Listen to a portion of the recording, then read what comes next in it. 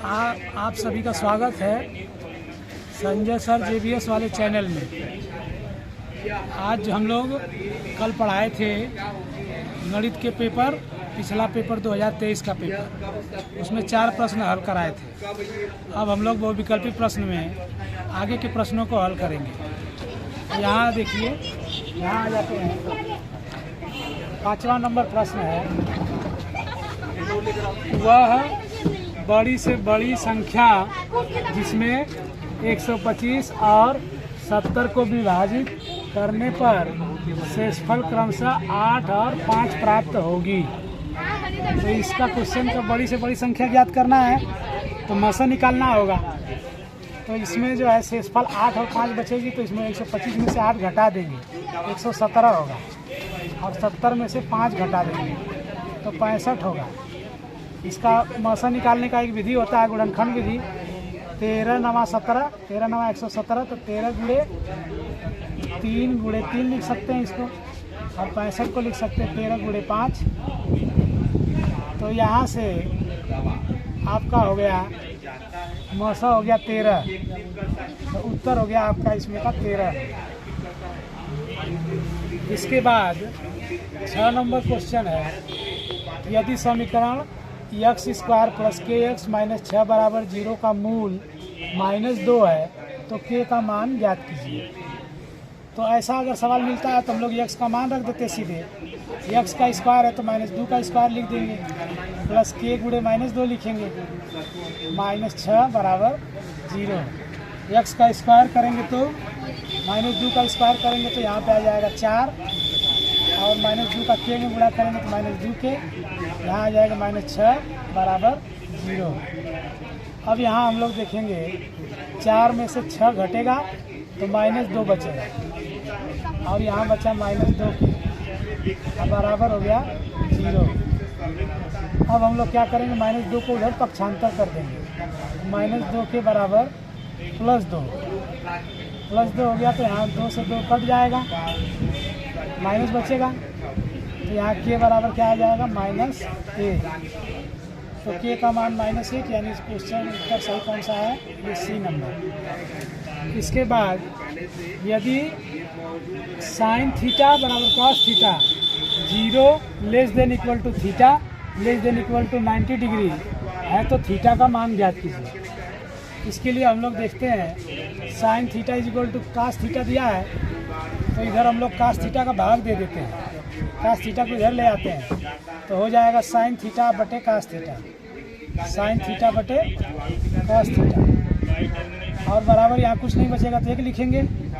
तो sin theta बटे cos theta को हम लोग क्या लिख सकते हैं, tan थीटा लिख सकते हैं, tan थीटा बराबर 1।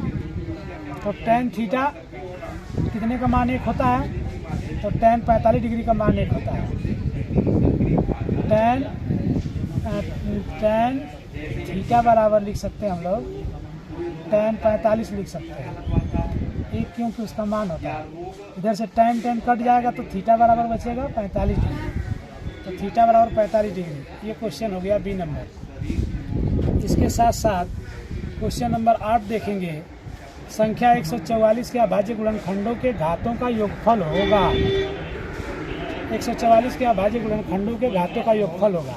144 का गुणनखंड करेंगे ऐसे, 16 गुणे 9, 16 गुणे 9 को हम लोग क्या लिख सकते हैं,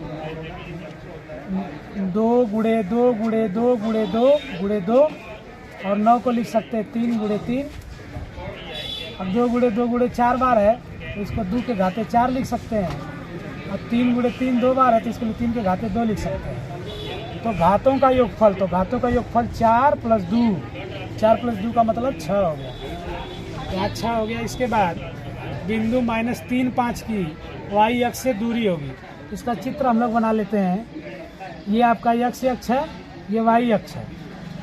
तो यहाँ देखिए -3, 5, -3, 5, इधर चलेंगे तो +3 मिलेगा, इधर चलेंगे तो -3, ये 0 है, यहाँ चलेंगे -1, -2, -3, और 5 +5 है तो +5 ऊपर जाएगा, -5 है तो नीचे आता है। तो यहाँ पे 1 2 3 4 5, तो यहाँ पे हो गया, यहाँ पे हो गया आपका -3, 5। तो ये वाली जो दूरी है 3 है और ये वाली जो दूरी है 5 घर है। यहाँ से इसकी जो दूरी है 5 है। तो पूछा है कि वाई अक्ष से दूरी, ये वाई अक्ष है, वाई अक्ष से जो दूरी है कितनी है, वाई अक्ष से इस बिंदु की जो दूरी यहाँ से अगर हम लोग देखना चाहें इसको बढ़ा देंगे ऐसे, वाई अक्ष की दूरी जो है यहाँ से लेकर यहाँ तक होगी। यहाँ से यहाँ तक का मतलब यहाँ से यहाँ तक, यहाँ से यहाँ तक का 3। तो वाई अक्ष से दूरी 3 होगी। यहाँ पे -3 दिया है, -3 ही कर देंगे अगर ऑप्शन नहीं है तो।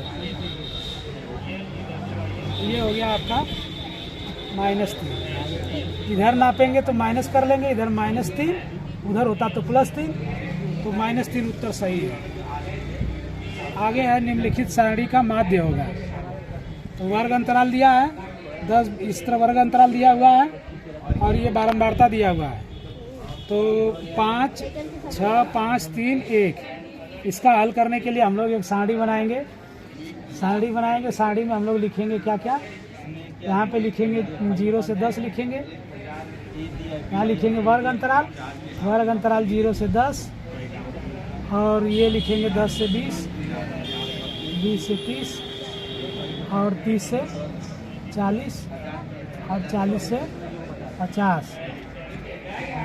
फिर यहाँ पे हम लोग मध्य बिंदु लिखेंगे। मध्य बिंदु को हम लोग मध्य बिंदु को यक्ष से दिखाते हैं, या फिर बारंबारता लिखें तो इसको हम लोग यफ से दिखाएंगे। बारंबारता को यफ लिखेंगे। यफ हो गया आपका 5, 6, 5, 3, 1। यहाँ पे 5, 6, इसके बाद 5, इसके बाद 3, इसके बाद 1, ये लिख दिया हमने। इसके बाद मध्य बिंदु निकालेंगे। मध्य बिंदु को यक्ष से दिखाते हैं, तो 0 में 10 जोड़ेंगे, उसका आधा करेंगे तो 5 आएगा। फिर इसके बाद 10 में 20 जोड़ेंगे, 30 होगा, 30 का आधा 15 आएगा। 20 में 30 जोड़ेंगे 50, 50 का आधा 25, 30 में 40 जोड़ेंगे 70, 70 का आधा 35, 40 में 50 जोड़ेंगे इसका आधा 90, 90 का आधा कितना होगा 45। अब एफ आई इंटू एक्स आई ज्ञात करेंगे, एफ एक्स ज्ञात करेंगे, एफ बड़े एक्स ज्ञात करेंगे। इसको एफ आई एक्स आई भी लिखते हैं। तो 5 पचे 25, 15 छके 90, 25 पचे 125, और 35 तिहाई 105, 45 एक कम 45। यहाँ पे हम लोग योग ज्ञात कर लेंगे। इसको योग ज्ञात करेंगे तो सिग्मा एफ एक्स लिखेंगे, sigma F x I x I F I, यहाँ जोड़ के लिख देते हैं। यहाँ पे 5, 5, 10, 5, 15, 5, 20, 20 को 0 हासिल हो गया 2, 2, 2, 2, 4, 4, 9, 13, 13, 2, 15, 15, 4, 19, 19 को 9 हासिल 1, 1, 1, 2, 1, 3। तो यहाँ पे 390 हो गया। सिग्मा एफ अगर जोड़ेंगे तो 5, 6, 11, 11, 5, 16, 16, 3, 19, 19, 1, 20। ये हो गया। तो समांतर माध्य का सूत्र होता है, समांतर माध्य का सूत्र एक्स बार बराबर sigma f i x i. Sigma f i x i का मान हो गया 390, और बटे सिग्मा एफ का मान हो गया 20। 0 से 0 खचाक हो गया, 2 से 39 काटेंगे तो 19 दूनी 38 होता है, 19.5 दूनी 39 होगा, तो 19.5 उत्तर आएगा। तो यहाँ पे आंसर क्या है आपका, इसका डी नंबर है 19.5। इसके बाद वाला क्वेश्चन है, यदि cot theta is equal to 4 है तो कॉसेक थीटा का मान ज्ञात कीजिए। यहाँ से हम लोग इसको ज्ञात करेंगे, कॉट थीटा बराबर 4/, ये वाला 3 इधर बटे में आ जाएगा, 4/3। फिर आगे हम लोग काट का वर्ग करेंगे तो काट स्क्वायर थीटा, इसका वर्ग करेंगे तो 16/9 हो जाएगा। फिर क्या करेंगे, दोनों पक्षों में 1 जोड़ेंगे, दोनों पक्षों में 1 जोड़ेंगे तो इधर 1+ और इधर भी 1+ करेंगे, तो 1+ काट स्क्वायर का सूत्र होता है कासेक स्क्वायर थीटा, और इसको जोड़ेंगे 9 1 कम 9 और 16 ऊपर का, 16 9 25, 25/9। तो तो कासेक स्क्वायर थीटा का मान 25/9, तो कासेक थीटा का मान इसका वर्गमूल ले लेंगे 5 और 9 का वर्गमूल 3, तो 5/3, तो ये हो गया आपका 5/3। नेक्स्ट क्वेश्चन है, यदि दो गोलों के आयतनों का अनुपात 27:64 है तो उनके पृष्ठीय क्षेत्रफल होगा। गोले के आयतन का सूत्र होता है 4/3πr³।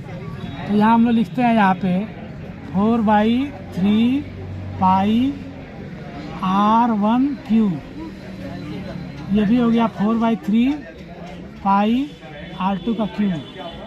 तो 4/3 से 4/3 कट जाएगा, पाई से पाई कट जाएगा, बराबर 27:64। तो यहाँ से हम लोग लिख सकते हैं, इसको लिख सकते हैं 3/4 का होल क्यूब, 3/4 का होल क्यूब। इसको हम लोग लिख सकते हैं r1/r2 का होल क्यूब। तो r1/r2 का होल क्यूब हो जाएगा 3/4 का होल क्यूब। तो यहाँ r1 का मान 3 हो गया, r2 का मान 4 हो गया। तो अब यहाँ क्या पूछा है आपका पृष्ठीय क्षेत्रफल। पृष्ठीय क्षेत्रफल का सूत्र होता है 4πr²। तो 4πr1² अब बटे 4πr2²। 4π से 4π कट गया, r1 का मान 3 है तो 3 का स्क्वायर, r2 का मान 4 है तो 4 का स्क्वायर। तो ये हो गया 3 का वर्ग हो गया 9, 4 का वर्ग हो गया 16, तो 9/16। तो 9:16 ये ए नंबर हो गया। तो ये हो गया हम लोग क्वेश्चन नंबर 12 तक हल किए हैं। फिर इसके बाद हम लोग अगले वीडियो में इसके आगे वाले प्रश्नों को हल करेंगे। अगर आपको ये कक्षा 10 का जो वीडियो अच्छा लगा हो तो इस वीडियो को लाइक कर दीजिए और साथ ही साथ मेरे चैनल संजय सर JVS को सब्सक्राइब कर दीजिए, जिससे इसके आगे का हिस्सा आप लोग आसानी से देख सकेंगे। धन्यवाद। जय हिंद, जय भारत, वंदे मातरम।